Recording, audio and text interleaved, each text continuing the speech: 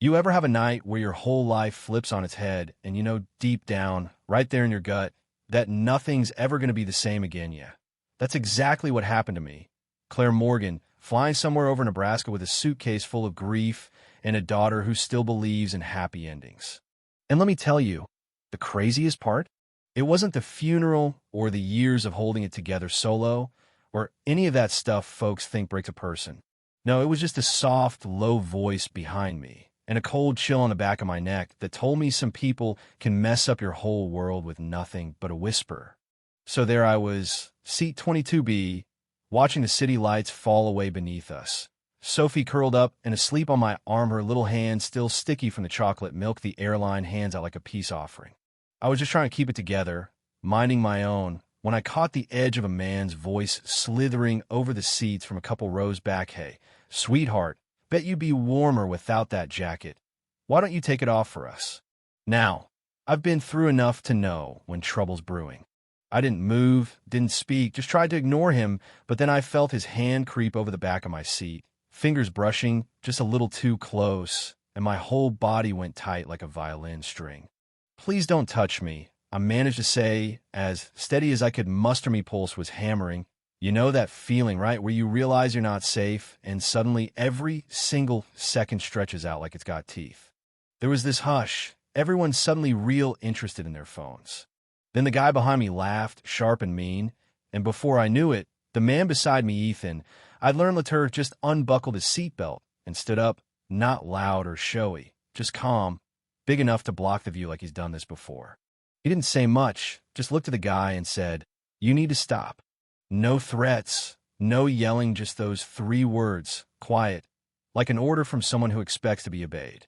The jerk behind me snorted, acting all innocent. Hey, take it easy, man. I'm just talking, but Ethan didn't even blink. Just said, "Back off." And something in his tone, the way he filled up the space, made everyone freeze. You could feel the change in the air. The creep muttered something and a flight attendant swooped in, suddenly all business, and within minutes he was being marched to the back, still huffing, but not so brave anymore. Ethan sat back down, didn't look for thanks, didn't say a word, just calm, scanning the cabin, like he never really lets himself relax. I breathed out, shaking a little. "Thank you," I whispered, and he just nodded. "You're welcome." I studied him, then a way he never quite settled, always watching. "Does that sort of thing happen a lot?" I joked, half trying to make the tension go away, half wanting to hear his answer. He glanced over, real serious. "Too often. You shouldn't have to thank anyone. That shouldn't happen to anybody." There was something in his voice, like he'd carried more than his share of other people's troubles. "You don't seem like a tech guy," I said, trying for a smile. "Why's that?" he asked, a hint of grin. "You didn't hesitate. You've done this before." He nodded, almost himself. "Military. Army Air Force. Retired, sort of." He wouldn't say more, and I didn't press, but it was enough. Sophie never woke up, just kept breathing slow and easy like only a kid can. No idea the world was anything but safe as long as I was there. And for the first time since I could remember, I didn't feel alone with all the weight. When we landed for an unexpected layover, the captain's voice crackled over the Peabod weather. "Stuck for the night. Sorry, folks." Everyone groaned, started jabbing at their phones. I closed my eyes, the exhaustion settling in for real, when Ethan nudged me, voice gentle, "Breathe. One thing at a time." Somehow I did. At the terminal, he carried my bag like it was nothing, found us a spot to rest. "Not the worst place I've been stuck," he said, looking around, and I smirked. "Not the best either." He just shrugged. "At least nobody's shooting at us." Was that a joke? He didn't say. A staffer came with hotel vouchers. Ethan said, "She's with me," before I could open my mouth. I shot him a look, but he just shrugged. No way I'm letting a 5-year-old get dragged through more paperwork tonight. I didn't argue. The motel was cheap, walls thin, but it was warm. I tucked Sophie in, then stood awkwardly, not sure what was expected. Ethan sat on the edge of his bed and said, "I can take the floor." I shook my head. "You've done enough." The lamp between us threw this soft gold light, and for a while, we just sat in silence. Finally, I asked, "Do you always step in like that?" He looked at me, "No. Only when I know what silence can cost. I didn't need to hear the story, but he told it anyway. A woman named Marissa, interpreter in Afghanistan, braver than most. He waited for orders, waited too long. She didn't make it out. You could see the regret settle on him like armor. Now, I don't wait, he said. I told him about Sophie's dad, about trying to keep it together for years, about my mom, sick for so long. I thought that was strength, I admitted. It is, Ethan replied. You're still standing. He handed me a water bottle, smirking. Hydration helps. I laughed, first real laugh since before the funeral. That military wisdom? I teased. Nah, just what you say when you don't want to hand over a tissue. That broke something open, and for a little while, it felt normal. We barely slept, both staring at the ceiling. Morning came, pale and cold. Ethan was packed, hoodie zipped, waiting at the door. The ride to the airport was quiet earned, somehow. Sophie drew pictures, Ethan read, and I watched the sky. When we landed in New York, I didn't want to say goodbye. At baggage claim, Sophie grabbed his hand like she'd known him forever.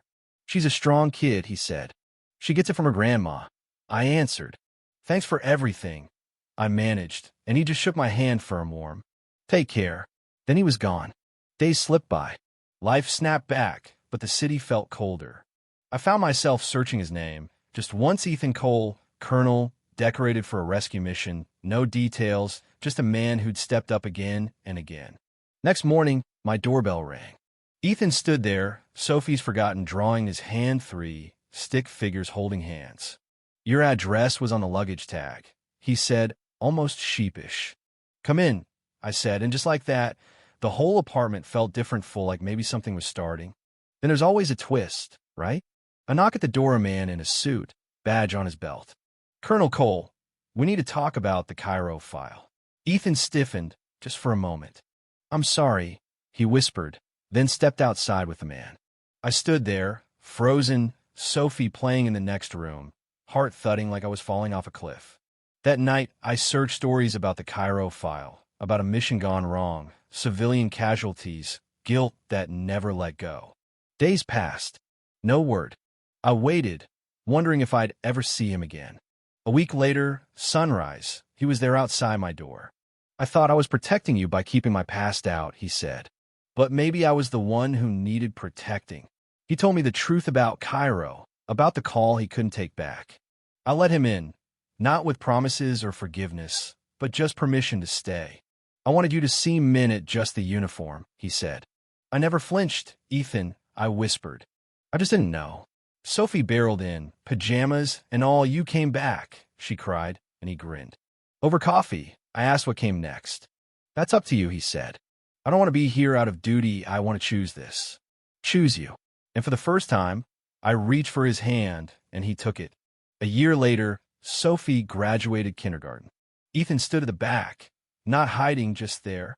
Sophie ran to him, arms wide, and I realized the real hero isn't always the one who saves you once, but the one who stays. So tell me, what would you do? Is it better to chase safety or take a chance on someone with a messy past? Have you ever trusted a stranger and found family instead? Drop your thoughts below. Let's talk about second chances, about quiet heroes, about what it really means to be saved. And if you believe in stories like this, don't forget to share yours too.